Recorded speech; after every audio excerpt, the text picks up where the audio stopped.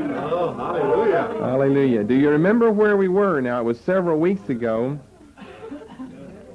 We were looking at the first attempt of the United Nations.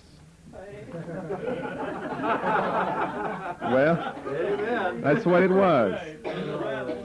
That failed, and there was an attempt this century, the League of Nations, that failed, and we're on the third, and I hate to say the last strike, with the present United Nations, and they, of course, are going to fail as well. But here's the first attempt at the United Nations building a tower, probably not much different than United Nations headquarters in New York City, building a city, lest they be scattered, all wanting to speak the same language. Very interesting, around the UN table, they have all the little earplugs so you can have the languages translated so that it's as if you're all hearing the same language there together. Very close similarities, in other words, between United Nations number 1 and United Nations number 3. But we were down verses 5 to 7 where we were looking at what we called the divine awareness, or God's reaction to what he was seeing. We explained all of this 2 weeks ago when we were teaching here on creation. The Lord came down to see the city and the tower which the children of men builded. And the Lord said, Behold, the people is one, and they have all one language, and this they begin to do, and now nothing will be restrained from them which they have imagined to do. Now, just a verse like that is very similar to United Nations today. The people is one. They all have pretty much one language. Most of them speak English, by the way. I mean, there are only a few that don't speak English. And you might not know this at United Nations when they have their council, but even those that do speak English still listen to, many times, their interpreter to make sure they get exactly what was said, because their interpreter, who knows both their language and English, is an expert at both of them. And so he's not going to miss anything. But, well, you know how it is with a foreign language. You might miss a word or two. And you miss a word or two, and it might change the whole meaning of that sentence. And the country was declaring war on you, so you thought. But you found out it was peace after all. So you wouldn't want to be confused over something major like that. So they even listen to the translators to make sure that they're getting the right meaning of whatever language is being spoken. But the point is, most of them speak English anyway. I mean, you can go pretty much everywhere in the world and find someone that can speak the English language. So the people is one, and that speaks of their one purpose of worldwide peace. That's the one purpose why the United Nations was founded.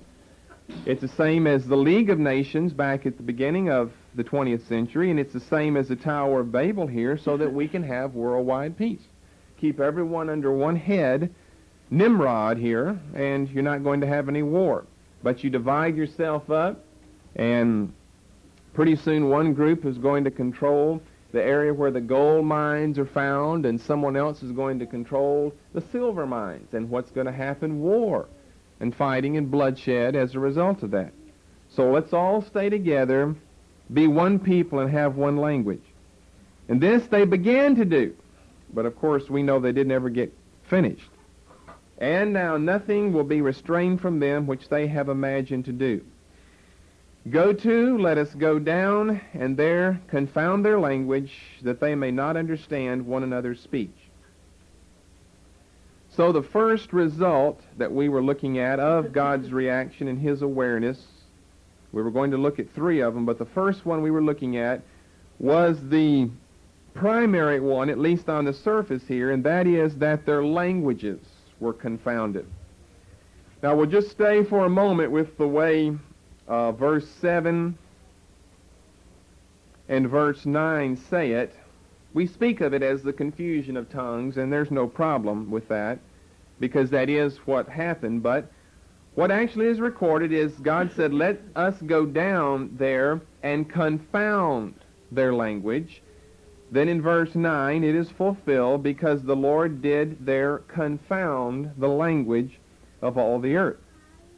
And so we were looking at all of the theories, and they were just that, theories, of what is meant by the confounding of the language. One of the theories, remember, was that this is just a popular myth that Moses is using to explain the diversity of languages that were present in his day. Some people believe that there was a suspension of articulate speech. Other people believe it was some type of miracle in the ears and the hearing, and they heard different languages, but no one was really speaking different languages. What that means today is that that's all that's still happening. Different languages aren't being spoken. It's our ears that have the problem, not people's tongues. But see, that can be proven to be wrong easily. It's not our ears that have the problem. It's the tongues of other people that have the problem as far as we are concerned, or our tongue as far as they are concerned. But if it was a change in the ability to perceive what was said, then it would be the same today. And the difficulty would be in the perception, not in the expression. But we know it's just the reverse. One of the other very good theories, because of the way verses 8 and 9 are set up, is that the people were scattered, and after they were scattered, they became isolated from one another and adopted different dialects of the same language, and over the process of millions and millions of years, it finally changed from a dialect into an entirely different language. Because notice the scattering comes in verse 8, and then the confounding comes in verse 9. But the purpose is back in verse 7, and the purpose is to confound. And as I said last week, you don't have to worry about scattering. Once you get them confounded, they can scatter themselves.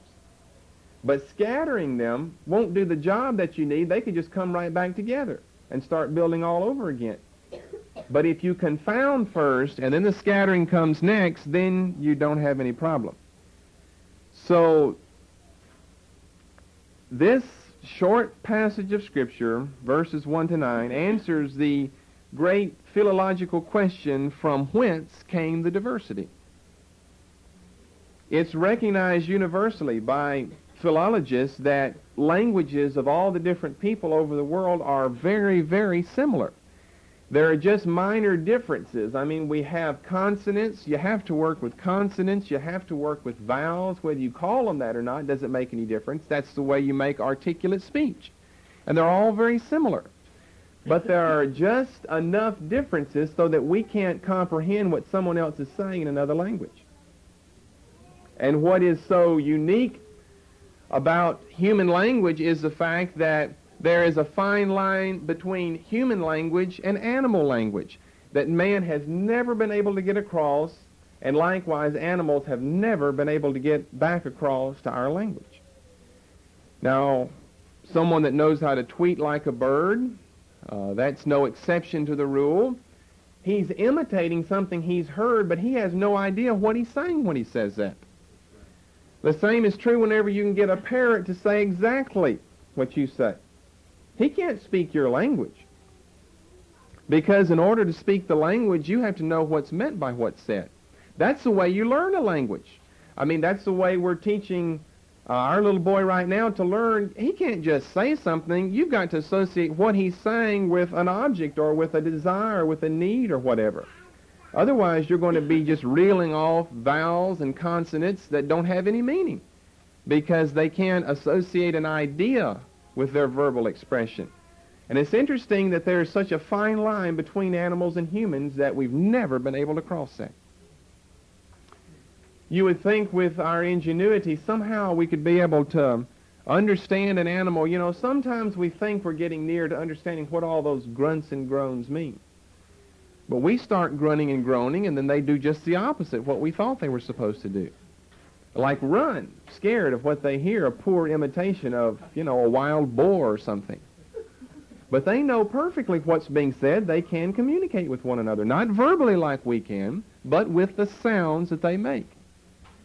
And likewise, they can't come into our area and speak a human language. It doesn't matter how many words a good, intelligent parrot might know. He'll never be a human and never speak the English or the French or any type of language. But the languages among the different groups of people, the different tribes of people, are also very, very similar. But yet there's just enough of a difference so that you can't follow what's being said. Now, if you're not familiar with the language, of course, it sounds like mumbo-jumbo to you.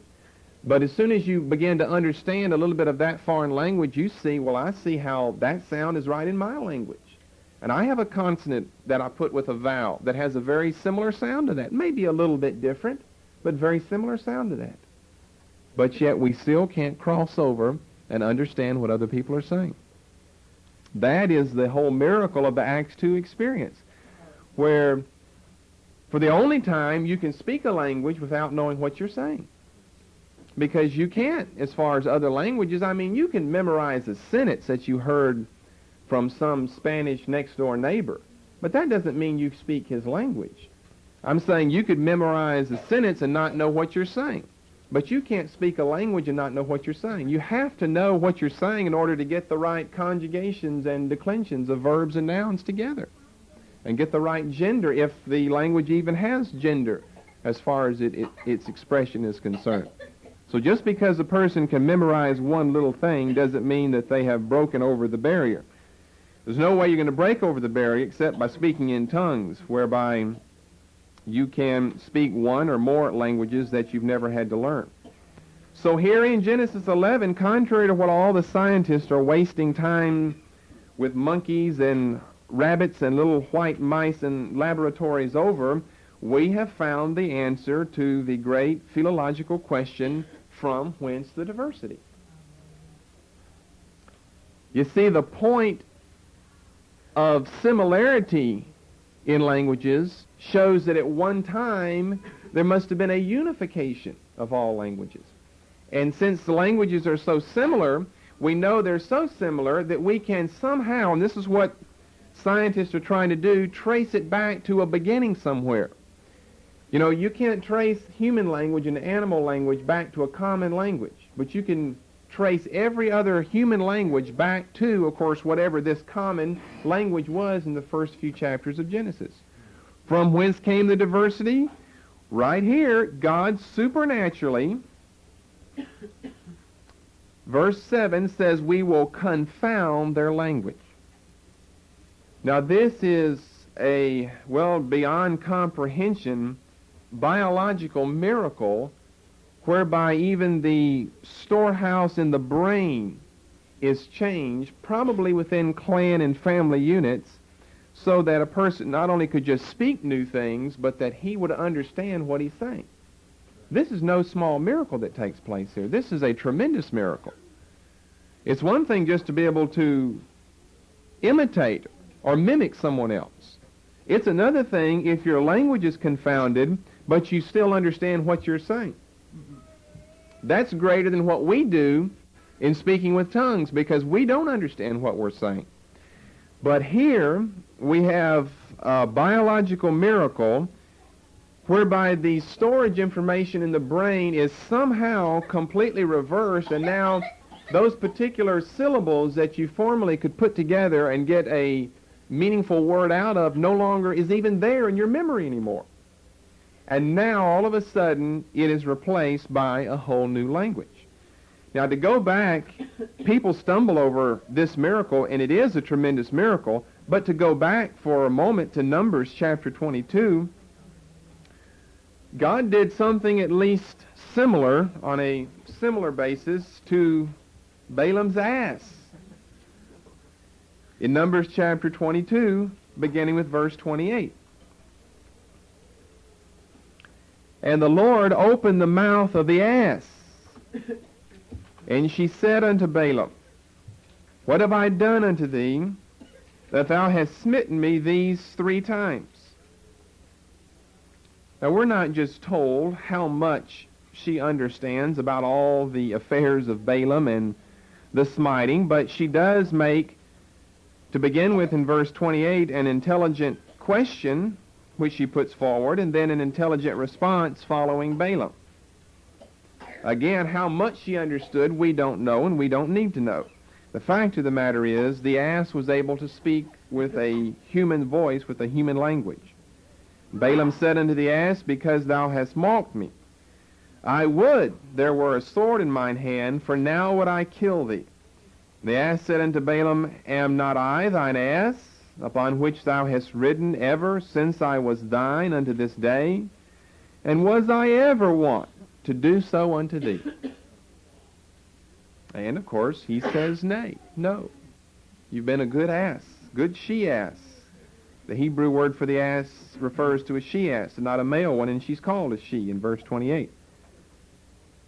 And then, of course, Balaam has something done to him, verse 31, so that his eyes are open so that he can see the angel of the Lord. So you just have one miracle after another taking place there in Numbers 22. But if you believe that portion of Scripture as well as Acts 2 and some other things, then where's the problem? Of course it's a miracle. No, it was not an evolutionary process whereby one language diversified into around 3,000 languages today.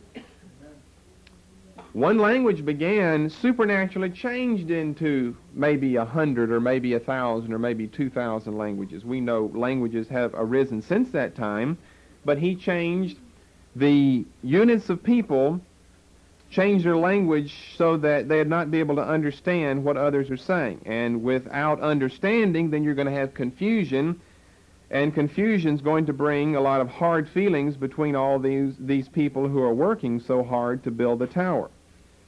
Now, probably, we're not given a lot of information, but reason stands behind this, that what happened here in verses 8 and 9 was that God changed the languages of clans of people. He didn't change every single person's language, because then you're going to have husbands and wives separating. There'd be no marriage. There'd be no human race anymore if every person spoke a different language.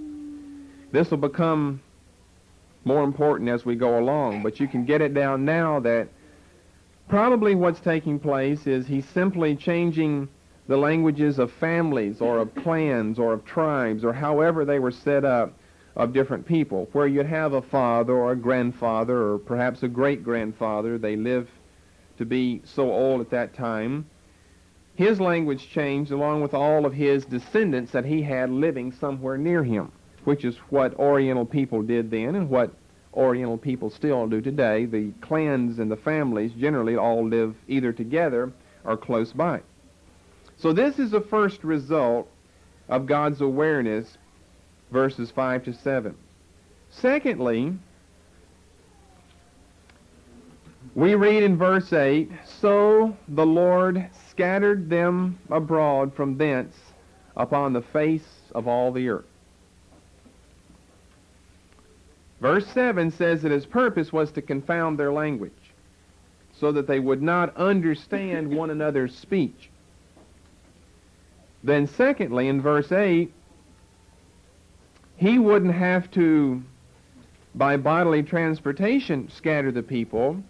He would indirectly be responsible for scattering the people, because it was God directly who changed the languages of the people. So when it says God scattered them, it doesn't mean a great supernatural wind came along and blew them like leaves to different parts of the planet.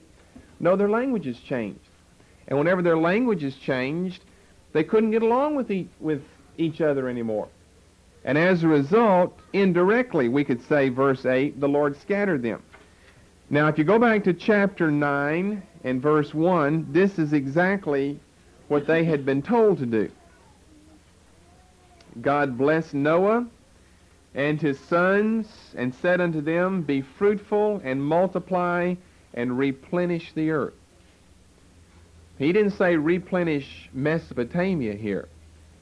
He said replenish the earth, which is but another argument that population prior to the flood must have been widespread. As we said earlier, it definitely was widespread. Or why replenish the earth? All you'd have to say is just replenish Mesopotamia region, replenish the Near East. But he says replenish the earth. However, in chapter 11 and verse 4, we see that they are going just contrary to this.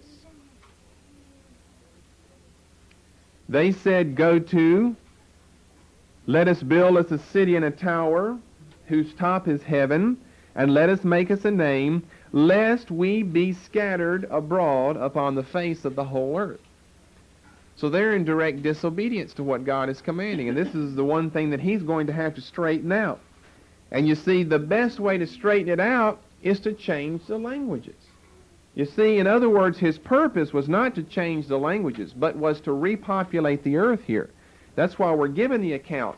We've got to find out how the earth got repopulated after the flood. So this is the purpose of these 9 verses. The changing of the languages was simply the means that God used in effecting what his plan and purpose was, and that was to replenish or to fill up the earth, to repopulate it again. This would be done by the scattering abroad of the people. So, verse 8, the Lord scattered them abroad from thence upon the face of all the earth, and they left off to build the city. Therefore is the name of it called Babel, because the Lord did there confound the language of all the earth, and from thence did the Lord scatter them abroad upon the face of all the earth. So the first result was the confounding of the languages, and then secondly, the scattering of the people, and then most interestingly enough, thirdly, we get to really the result or the conclusion of the 2 previous results, the confounding of the language, the scattering of the people. And it's one not told to us specifically here, but certainly implied by what we've said concerning their languages and concerning their distribution. And that is the result of great genetical differences among the peoples of the earth. Not only then does Genesis 11 answer the great philological question, from whence came the diversity, but it answers the genetical question of variegation, which is the question concerning the colors of people and their characteristics as we see today. And it's known in sociology and anthropology as variegation, which speaks of the colors of the different people. Now, depending on what anthropologist or sociologist you follow, you're going to have, it's best not to follow any, but I mean that you've heard something from, you're going to have different divisions of the people based on different criteria.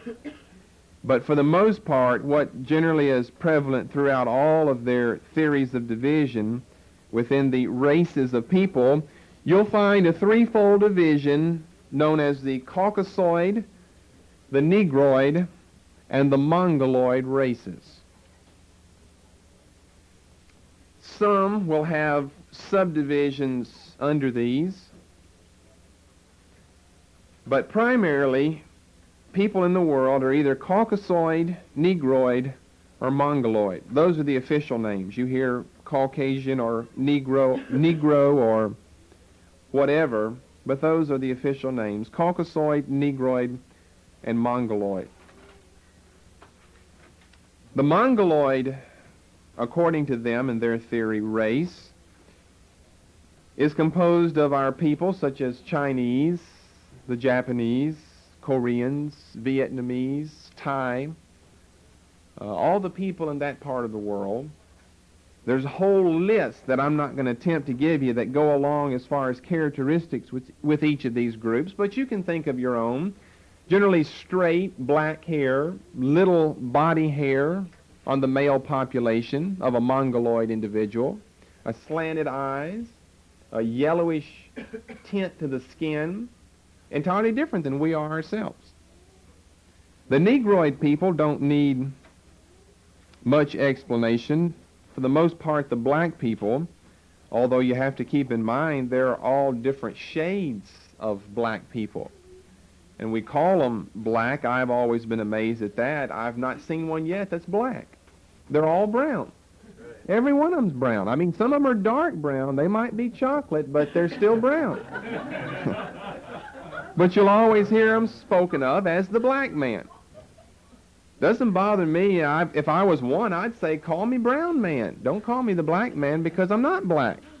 But you'll search in vain to find a person who's black. There are no people who are black. They are all brown. Some of them very dark, some of them very, very light.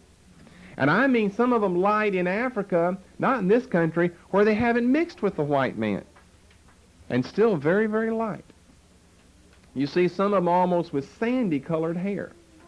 Now, I don't know how you're going to explain all that if you're trying to get some stereotype three-caste system of division here where you've got to either be a Caucasoid, a Negroid, or a Mongoloid. What about a Negroid that's got sandy hair? Negroids don't have sandy hair, I guess you realize. They have black hair, and it's always curly. That's one of the distinguishing characteristics of a Negroid. Black hair that's very curly, very kinky. But what about that occasional black person who has straight black hair? I don't mean they've gone to the shop and had something done on it, put it on a stretcher and stretched it out or anything, but you find some that just have straight hair. And sandy-colored hair and light complexion, but they're still a Negroid. Then we come to the Caucasoid group, named after the Caucasus Mountains that we all allegedly came from. The Caucasus Mountains, between the Black and Caspian Sea, you ought to be familiar with that area, north of where Ararat is and was, where Noah's Ark landed and possibly still is today. Extreme southwestern portion of the Soviet Union, the Caucasus Mountains. But your Caucasoid people include, well, all your Europeans and we Americans and Canadians, and there are all different types of people there. I mean, true, we are not Mongoloid. We don't have those characteristics of all of us straight black hair. Some of us might have it. Most of us don't. Or slanted eyes. Or the Negroid. I mean, you can meet some white people that, without being in the sun, are dark. Just their complexion is dark, but they're not a Negroid. They're a Caucasoid. So the whole problem here is we really don't have a threefold division. Everyone likes to divide it that way. But man out there is so diversified. You can look around in here and look at the colors of hair and eyes, the shape of bodies and noses and limbs and the height of people and the weight of people. Everyone's different. There are certain things that dominate, like dark hair and dark eyes. You can look around. I see mostly dark hair. Very few blondes, because blonde and blue eyes is a recessive gene. Most people aren't too tall, because that again is a gene that doesn't come into play. Most people aren't too short. That is a gene that doesn't come into play with the Caucasoid people. But how many, and you find a few, they're rare, but how many 7-foot Japanese men have you ever met before? They're just not around. Now, there was one famous Chinese man that was like 7 feet 2 inches tall. But he was an oddball for his group of people, because you just don't grow tall and be a Mongoloid at the same time. You don't have the right genetical makeup to grow tall. But what about the black people, where you see all of these basketball players that are just like oak trees, are so tall, and they're all black? But then what about the pygmies, though, who also are black, who don't grow over 4 or 5 feet tall? Now, how are you going to explain all that then? You've got most of our tall people around seem to be black people. But then some of our shortest people in the world are also our black people. Where is that clear sociological distinction between everything that has to fit within the characteristics of being either a Negroid, a Caucasoid, or a Mongoloid? Well, it simply doesn't work. How can we answer the question? Well, we can answer the question of variegation right here again from some inductive reasoning in Genesis 11, verses 1 to 9. Let me try to paint a picture for you of exactly what took place when we have this twofold result of the confounding of the language and of the scattering of the people. At this time, and you can write what you think is important. It's all important, because there's no way you can explain the differences and the distinctions without, the Word of God. I mean, you're back to evolution or Cro-Magnon or something. I guess you could explain it by evolution over billions of years. Maybe someone changed skin color sooner or later. Really, that doesn't even work, because what caused the change? And why don't we find anybody that's purple today? Or green? They never have the answers to these questions. They delve back into their scientific textbooks and read something by a Freud or a Darwin and try to piece together something, but they really end up with nothing but just half of a puzzle put together. How are you going to explain the differences in color? It's very easy to explain it even by some common things that are considered in the institution of laws here in this country, for example, but we'll get to that in a moment. We here, to begin with, have all, or if not all, at least most of the population of the world centrally located in one place, and that's in Mesopotamia. That's obvious from verse 2 of chapter 11. We'll try to go slowly enough for you to get it down. There's no way we can prove that all are here. There could be a few people, a few righteous people, maybe left back around Ararat, but at least most of the people that are present in the world at the time of Genesis 11 are found down in Mesopotamia. Further continue, maybe left back around Ararat, but at least most of the people that are present in the world at the time of Genesis 11 are found down in Mesopotamia. They're all working together to build the city and to build the tower. Then God comes down and confounds their language directly. He scatters the people indirectly by means of the confounding of the languages. Thus we have a cessation to their building program with the Tower of Babel here in chapter 11. Now, when it says that the Lord scattered them abroad from thence upon the face of all the earth, since people continued to exist in Mesopotamia, did over the period of millennia afterwards, and still live there today, he couldn't have scattered everyone. Someone had to stay there. Now, you don't get that except by inductive reasoning here. You think that he just scattered everyone like leaves in a fall breeze. But we're going to have some remain. Who remains? The larger and the stronger of the families remain, and they push out the smaller, weaker groups. Obviously, that's what's going to happen. Sociologically, that's what's going to happen. When you've got change of language, and they can't all work together, guess who's going to win? The biggest one's going to win. He's not going to take off somewhere. It's those little small groups of maybe a great-great-great-grandfather that only has 500 descendants. I mean, that's probably small compared to back then. Or maybe someone smaller than that. They are going to be forced out of there. The stronger, larger families are going to settle down here in this region or somewhere nearby, and this is why even archaeologists will agree that it is in this region that the beginning of civilization, not counting Adam and Eve, what they think of as civilization with some type of work between the people, some type of understanding, some type of culture that's been developed. This is where the beginning of civilization began. With people like the Babylonians, the Assyrians, the Hittites, the Elamites, one of the oldest known civilizations, the Sumerians, not the Sumerians north of Israel, but the Sumerians, S-U-M. Not far away, the Egyptians. These are known as the great ancient civilizations. This is why archaeologists will agree with us that probably early man began somewhere here in this general area. Remember, all before the flood now, that's all been wiped out by the great flood. So we're talking about the beginning of civilization and the population of this planet after the time of the flood. This is why our oldest records of culture and of people working and of their skills and ingenuity come from Mesopotamia. They don't come from Antarctica or from Alaska. They come from Mesopotamia. Why? Civilization must have begun here.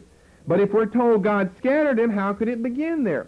Well, he didn't scatter everyone. The larger, powerful tribes or clans remained somewhere in this area, and thus began doing whatever it was they chose to do. Then, of course, secondly, in the second place, the small families would be pushed into faraway places, and this is why we don't hear of those civilizations as being an ancient one, like the American Indians, like the Chinese, too far away, like the Japanese, like the British.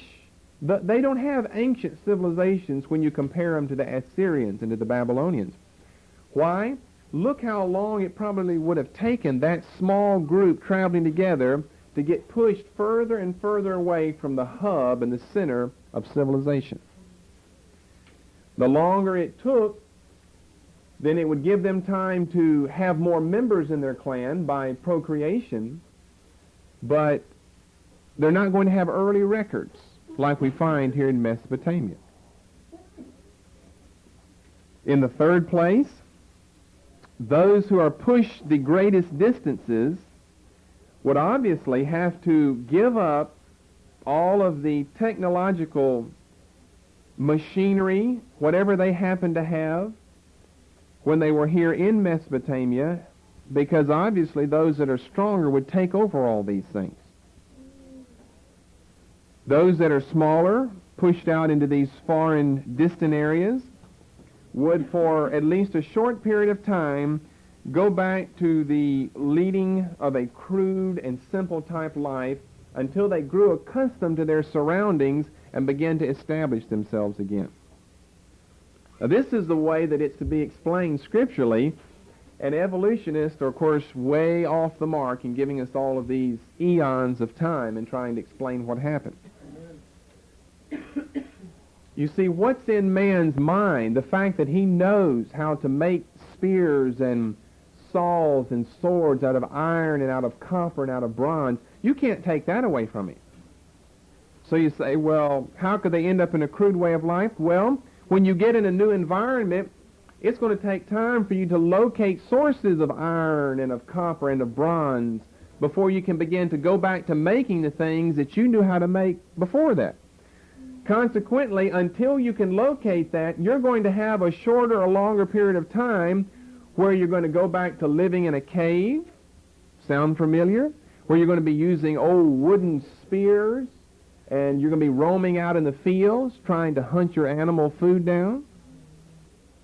It's the old caveman idea that we've been brainwashed with that's supposed to have taken place millions and millions of years ago. And they explain these men as being somehow a subhuman species of a Neanderthal or Cro-Magnon man that grunted and groaned and used a square wheel pulling his cart while he let his oxen sit there and watch him. And before he got enough sense to cut the corners off, make the thing round, and put the oxen to work and let him sit down and watch the oxen pull. That's what we've been taught through humanism and secularism ever since we've been born in this country. But you know what? People are always talking about early man and his square wheels. There has yet to have been uncovered a square wheel anywhere. Show me a relic of a square wheel. And what will I say? Well, a lot of things you could say. Who can prove it was a wheel in the first place? I'll say it's probably, well, what could it be? It was probably the lid to an outdoor toilet that they didn't get finished with, knocking a hole through the center. How do you know it wasn't going to be used for that? Well, if you find a square slab of stone, you see, they have the facts, but they misinterpret and misrepresent them grossly to it. They find a couple of square blocks and say, oh, look at these ignoramuses, they use that for their wheel. They may have had some very good purposes for that square block they had. Man's always known you're not going to roll around on a square. You got to have a wheel to move around. He didn't grunt and groan before he found that out. He wasn't out one day and watched lightning strike and then saw the similarity in the brilliance of a flash whenever He was crawling up a mountain after a mountain goat or a mountain sheep trying to tackle him, and he knocked a rock loose and watched it fall and hit a rock below, and a spark went. He says, it's like lightning. And he saw lightning burn down his hut the other day. So he knows, sparks mean fire, and I can make a fire. He didn't ever do something like that. That's purely the invention of scientists, friends, that are trying to deceive the whole world's population. Man has always been intelligent, just because, you see, he had to get established in these areas. And it's what we call the hunting and gathering society in sociology. He hunted for his food, he gathered roots and nuts and berries until he had time to find something to make a plow out of, and he had to find some ox somewhere. He had to get him an ox before he could hook the plow to him and begin to plow the ground and then begin to plant something in it. That doesn't mean he's an uneducated, subhuman, Neanderthal, Cro-Magnon species. He's still an intelligent man, but he doesn't have any resources available because he's unfamiliar with the territory. You see, you're going to have to do a whole lot of work in your mind to get out the notion that these early men were somehow beasts. They were intelligent men just like you and I are. But they didn't have the means to do what they had done prior to their being scattered from Mesopotamia because they're in a new environment, under new conditions. And so, what are they going to do? They're going to live in a cave for a while. Look at here, dear friends. We're back here in chapter 11 building a great city and building a great tower. They still knew how to do that, but what did they have? They had to get some, back up there in verse 3, they had to have some bricks that they could burn thoroughly. They had to have some mud and clay to make the bricks out of. You can't just make bricks anywhere you want to. You got to have the right material. Slime or bitumen they had for mortar. That's not just found everywhere.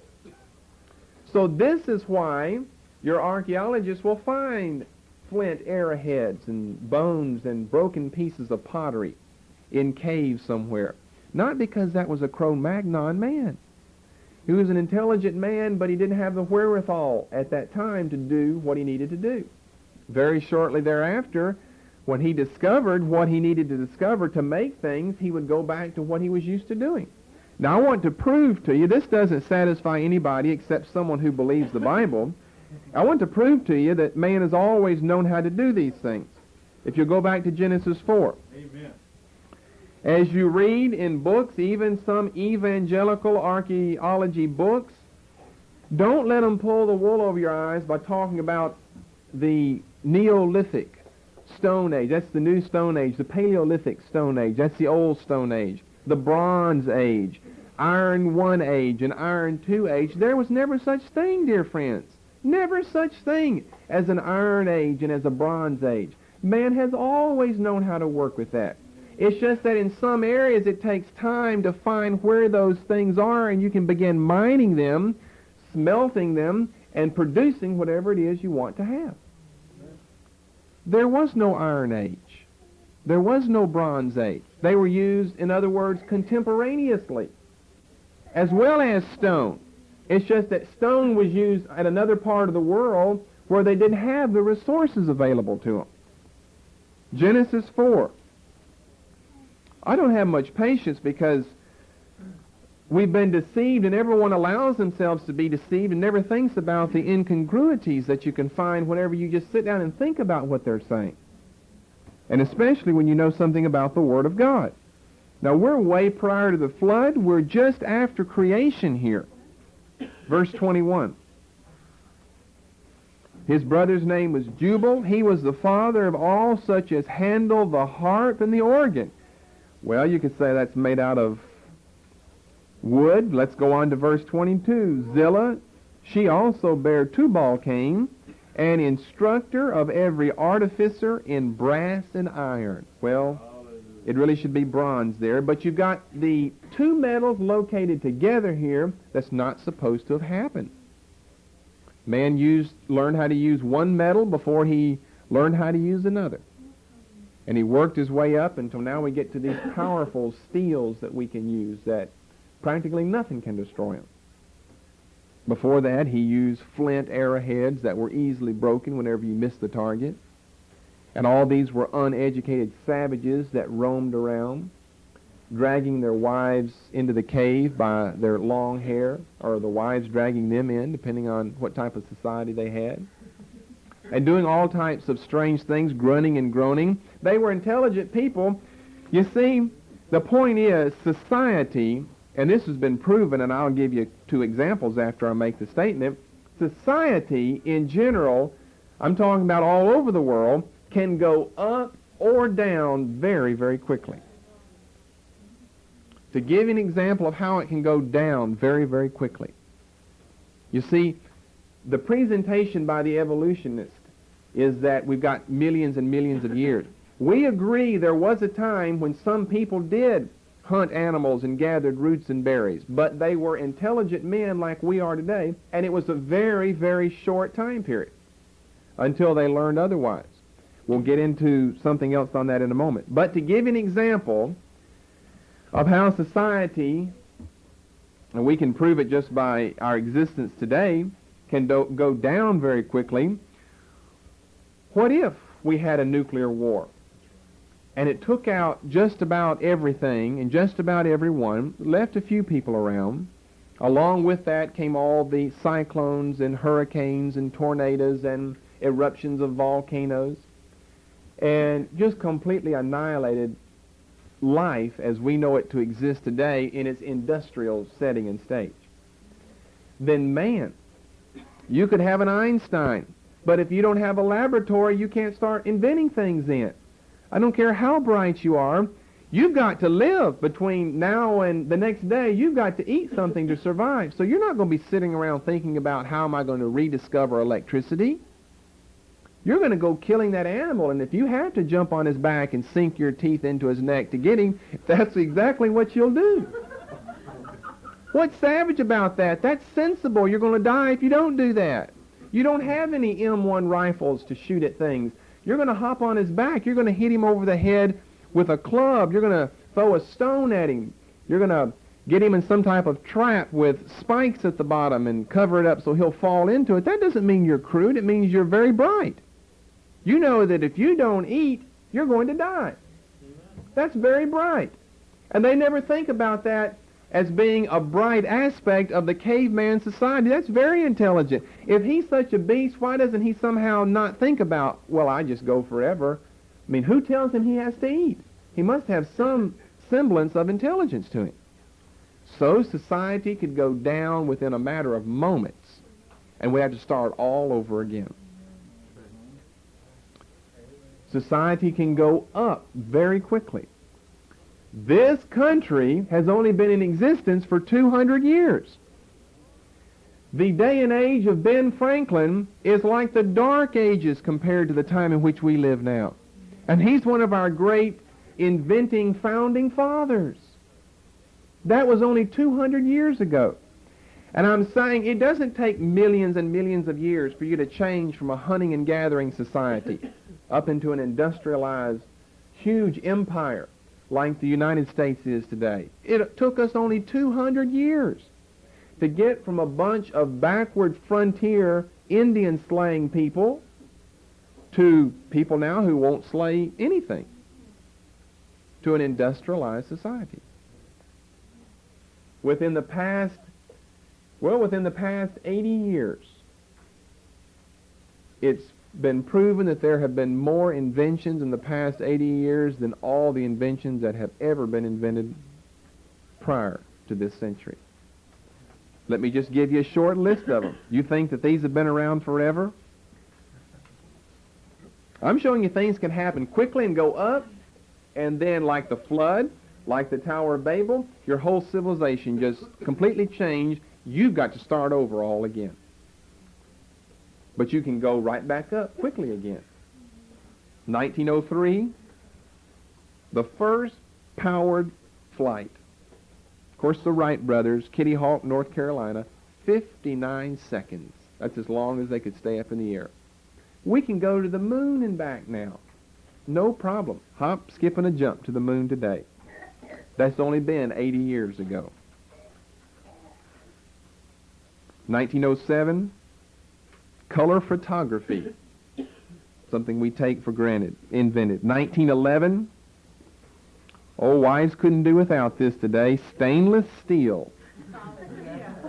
That's right, 1911. Used to have things that rusted and you had to keep them polished all the time. And isn't stainless steel a blessing? You don't have to do anything to it. All your other types, just try to get something. We'll try to get some silver.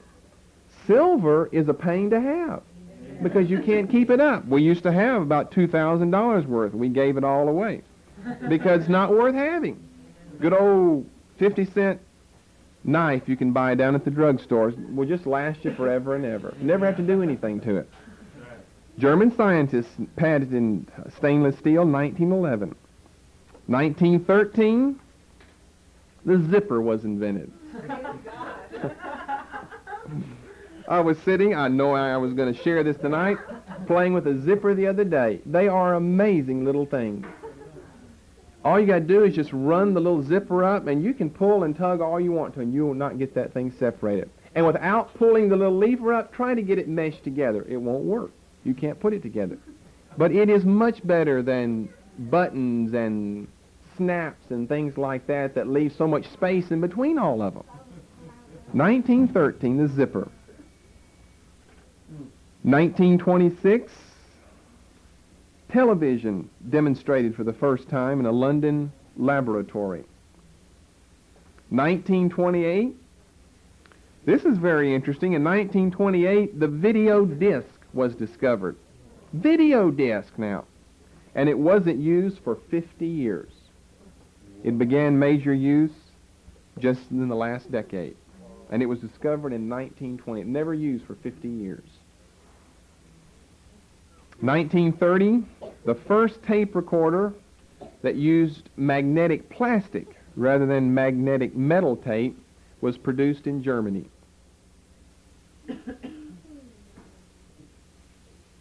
1933, frequency modulation, which you know as FM radio, was perfected by U.S. scientists. FM stands for frequency modulation.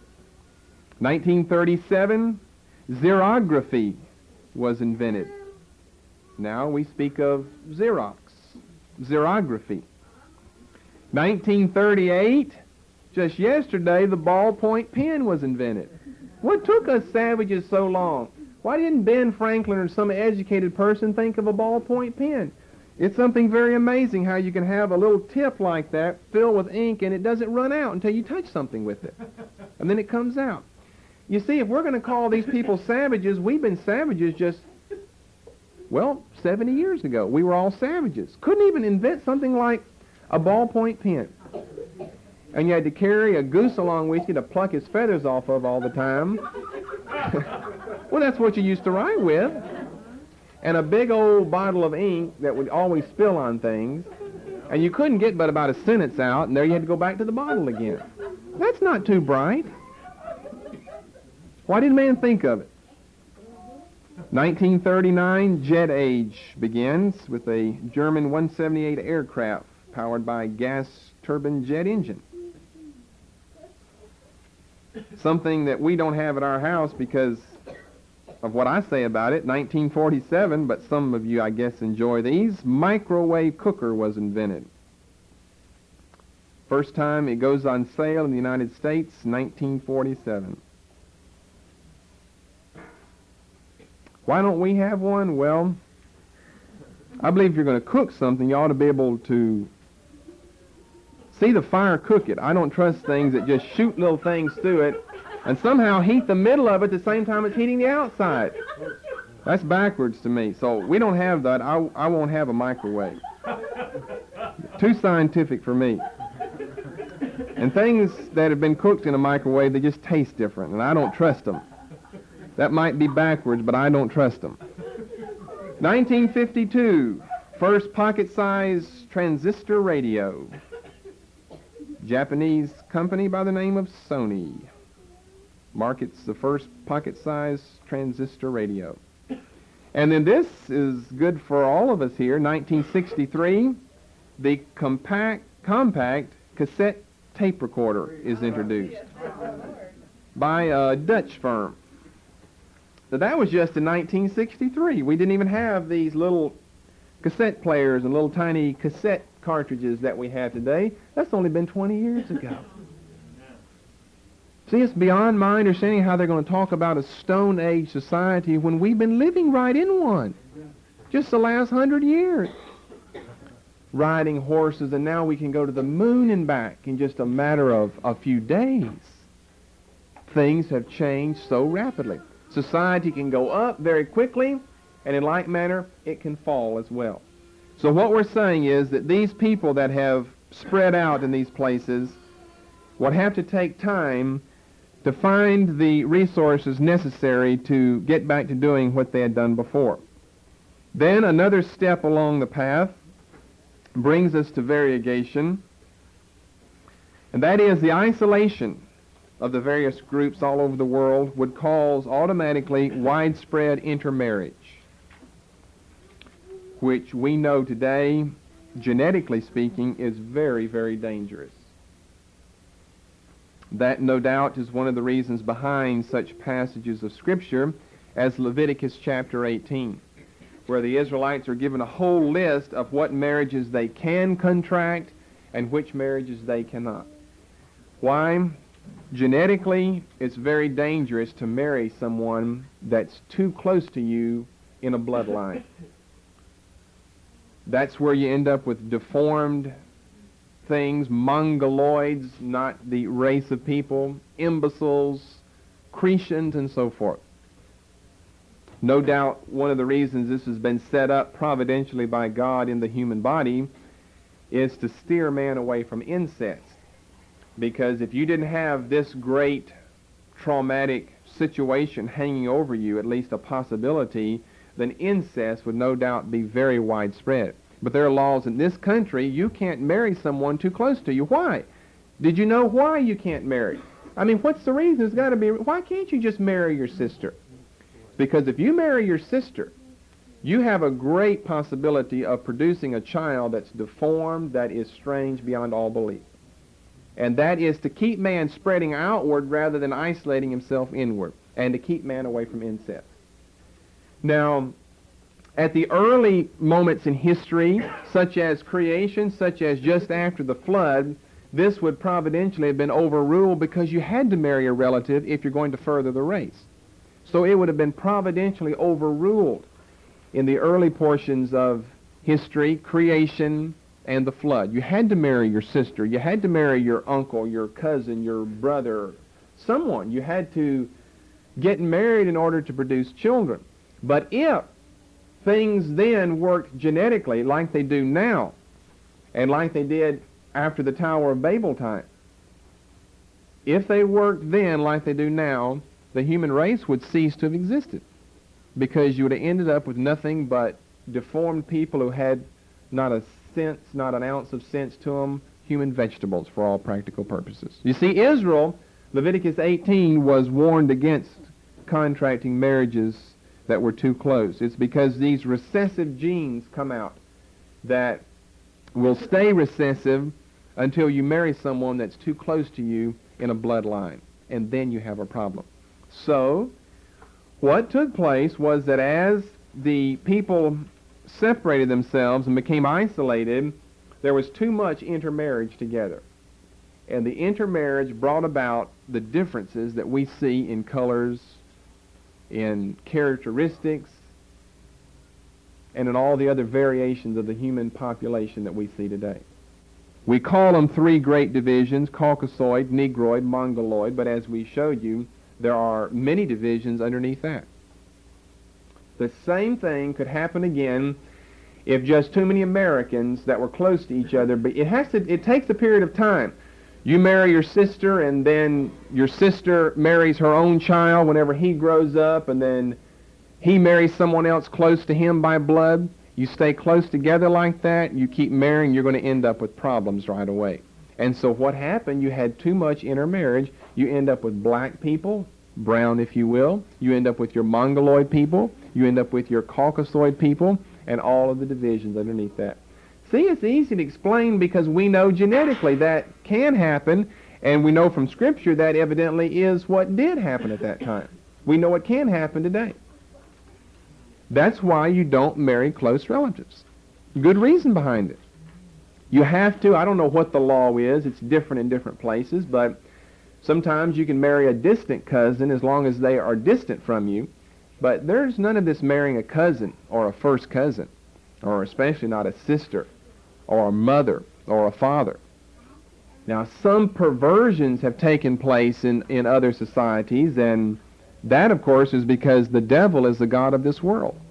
And that is why to this day you still have some people living, even in this industrialized world in which we live, in almost a primitive, savage state. It's because they have devolved, not evolved, they have devolved and gone backwards on God. And it all came about as a result of the Tower of Babel and the conclusion to the Tower of Babel, which was the scattering of the people. So, if you don't have any questions on that, we finish up. Really, we include all of this, what we've done here in chapter 11 under the flood. We've spent, I believe, 35 messages in creation, 35 messages with the flood. This finishes up, these 9 verses here in chapter 11. And that leaves us probably somewhere in the area of about a half a dozen more teachings where we'll get into some of the chronology and some of the age problems of the earth and of human population. And then that will finish the creation. So we're through now with creation and through with the flood.